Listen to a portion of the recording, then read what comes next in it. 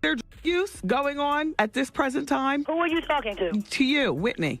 Ask me no questions like I'm a child. Y'all want to know what I'm doing all the time. Everyone knows how Whitney Houston died, but almost nobody remembers what she said, on camera, months before it happened. Words that sound completely different once you know what came next. She was sitting across from a reporter, laughing a little, talking about her life like it was no big deal. But if you go back and watch that clip today, knowing how the story ends, it hits different. It's the kind of thing that makes you sit up and go, wait, did she know something? This isn't a mystery about murder. It's something almost sadder. It's the story of a woman who told us exactly what was happening to her, over and over, in interviews, in songs, in offhand comments, and the world just kept watching like it was entertainment. So let's go back. Let's actually listen to what Whitney Houston was trying to tell us, before it was too late. Back in the 80s, Whitney Houston had one of the biggest voices in the world. Not just famous, technically incredible. Vocal coaches still study her control, her range, her power. Then, over the years, something shifted. Interviews got shorter. Her voice sounded rougher. Fans noticed it live, on award shows, on late-night TV. People online started asking, quietly at first, what happened to her voice? Here's the thing. It wasn't mysterious. It wasn't hidden. Heavy smoking, including cigarettes and reportedly crack cocaine, physically damages your vocal cords and your lungs. That's not a rumor. That's basic biology. Singers need lung capacity and clean vocal folds to hit those long, powerful notes Whitney was famous for. So when her sound changed, that wasn't some Hollywood conspiracy. That was her body telling on her, in real time, in front of millions of people. And she knew it too. She talked about it. Which brings us to one of the most uncomfortable interviews she ever gave. In 2002, Whitney sat down with Diane Sawyer. It became one of the most quoted interviews of her life, mostly for one line where she pushed back hard against tabloid rumors. But watch the whole thing, not just the clip that went viral. She wasn't just denying things. She was describing, in her own words, a life that was spinning out of control. She talked about addiction like someone who understood exactly what it was doing to her. That's the part people skip over. She wasn't hiding from the truth. She was standing right in front of it, on national television, telling us. And here's what makes it heavier. A few years later, she'd be back in headlines again. Rehab, relapse, the same pattern, on repeat. Which raises a question a lot of people still don't want to sit with. If she kept telling everyone what was happening, why did nobody stop it? Here's something most fans don't know. In the entertainment industry, there's a real, boring, unglamorous word that decides a lot of careers. Insurable. When a studio signs an artist for a movie or tour, they usually need insurance in case that person can't finish the job. If an artist has a public pattern of missed shows, health scares, or rehab stays, insurance companies raise the price, or refuse to cover them at all. That's not a secret plot. That's paperwork.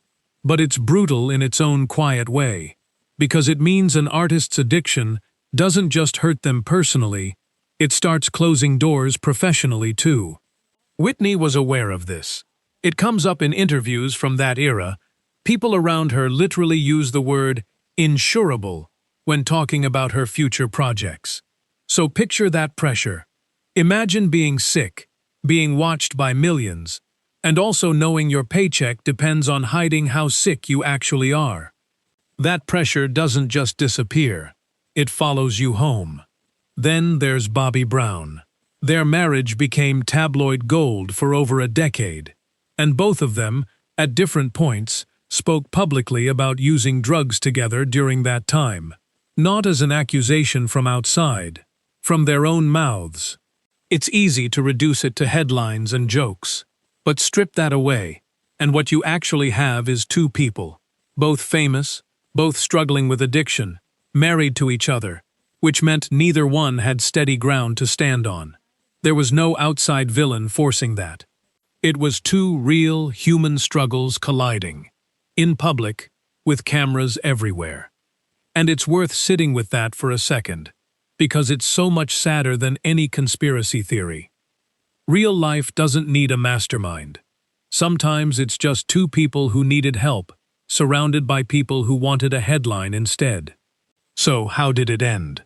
The day itself is well documented, even if people don't remember the details. Whitney was in Beverly Hills, preparing for a pre-Grammy party downstairs. She never made it. Officials later ruled her death an accidental drowning. Heart disease and cocaine use were listed as contributing factors. Not a mystery, not a cover-up. A documented medical conclusion, based on autopsy findings. It's tempting to want a bigger story, a cause, a villain, something to blame besides addiction and exhaustion and a heart that had been through too much. But sometimes the truth doesn't need embellishing to be devastating. A woman with one of the greatest voices in music history, alone in a room, her body finally giving out after years of visible warning signs. That should have been the end of the story. It wasn't. In 2015, Whitney's daughter, Bobbi Kristina, was found unresponsive, in a bathtub, the same way her mother had been found 3 years earlier, almost to the day on the calendar. That detail alone stopped a lot of people cold when it came out. Not because anyone thinks it was staged or connected by some outside hand, but because it's one of the clearest, most painful examples of how addiction and trauma echo through a family. Bobbi Kristina grew up watching her mother's struggles play out on magazine covers. She grew up around the same pressures, the same industry, the same pain. And then she died the same way. That's not a twist someone invented for views. That actually happened.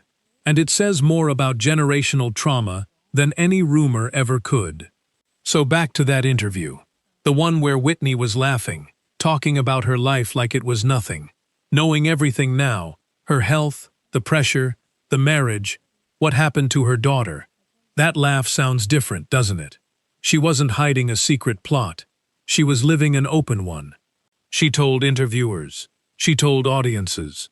Her own body told everyone. Every time she opened her mouth to sing, and the sound wasn't quite what it used to be. The signs were never hidden. They were broadcast, repeatedly, for years. We just weren't the ones who could have stopped it. So here's what's worth sitting with. We love turning tragedies like this into mysteries, murder plots, secret enemies, hidden reveals. But maybe the real story is harder to accept, because it doesn't have a villain to blame. It's just addiction, pressure, fame, and a family that couldn't get free of any of it in time. Whitney told us, her voice told us, her daughter's story told us again, 3 years later. The only real question left is whether we're actually listening now, or whether we'll do the exact same thing the next time someone famous is trying to tell us they're not okay. There's a moment near the end of Whitney's life, caught on camera, where someone asks her a simple question, something small, something that should have had a small answer. Her response is longer than it needs to be, quieter than people expected. Watch it again sometime. Not for a hidden clue, not for a secret code, just to actually hear her. Because maybe that's the whole point of this story. Not what she saw, not what she supposedly knew, just what she was trying to say, the whole time, if anyone had been listening.